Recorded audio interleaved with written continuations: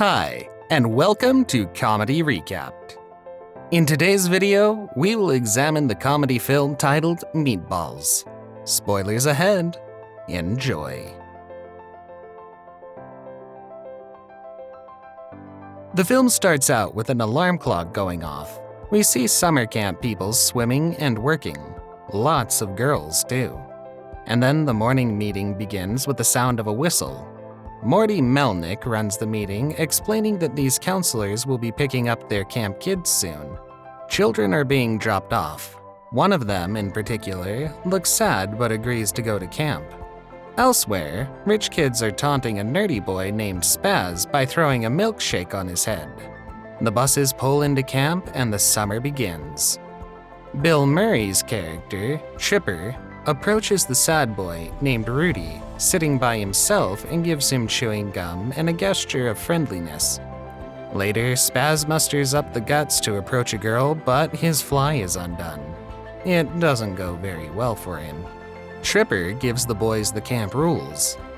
In a chance encounter on the stairs, Tripper and the male counselors approach the female counselors. We can tell that there is a lot of chemistry between the two groups. In the female cabins, we learn that Lisa got her period and they have questions about her ability to be pregnant.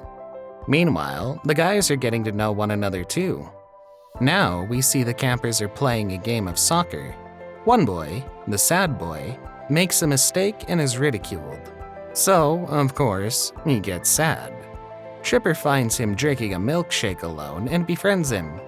He gives him advice to deal with the other campers.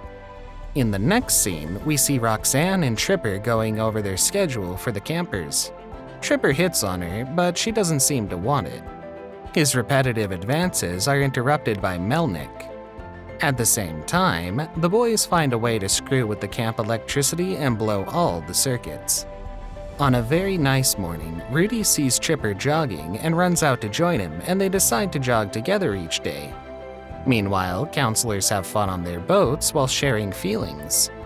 Spaz tries tennis, but isn't so good. Tripper and Rudy play cards and burp. Tripper awakes the counselors to Operation Late Night Excitement. They sneak into Melnick's place and lift him out of his quarters and into the woods. He's awoken by an alarm while strung up in the air, 12 feet above the ground. Tripper and Rudy continue their running routine while the other camp kids enjoy their parents' visits. Spaz and Larry sneak under the female bunk and listen in. They like it. The girls hear them under the floorboards and go outside to find them, and the boys are eventually caught. A bus of campers drives off to Camp Mohawk, their rivals.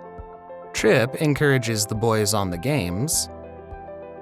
Our team is losing and ultimately pulls down the pants of the opponent before running off. Later, the counselors have an adults party. They're dancing and having a good time. Tripper and Roxanne dance a bit. On the lake, the boys and girls have a relaxing time in canoes. Rocky and Tripper also have a nice time on their boat. Next, all the counselors are on a campout to themselves, for adults only. Tripper spooks the team with a scary story. Members of the party run off in a half scare. Tripper ends up with Roxanne, and it seems she talks him into the lake. They make out under the moonlight.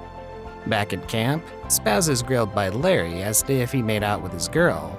They celebrate with candy and snacks.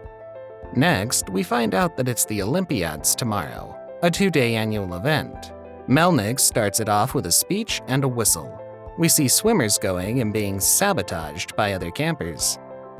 Swimming, boxing, field hockey, and many more activities until the night comes. At the halfway point, the campers are beaten down and feel like they can't win. But Tripper comes in and delivers a good speech to pump them up with the words, "It just doesn't matter." The entire camp rallies behind this theme and jumps to their feet. The next day, they have the extra energy they wanted and begin winning competitions. Next up is a softball game, and our team does well, followed by a wrestling match that they're able to win in style. Next, Spaz is pressured into performing in the stacking competition. He's rooted on by the entire camp. He wins the competition for the team and is applauded.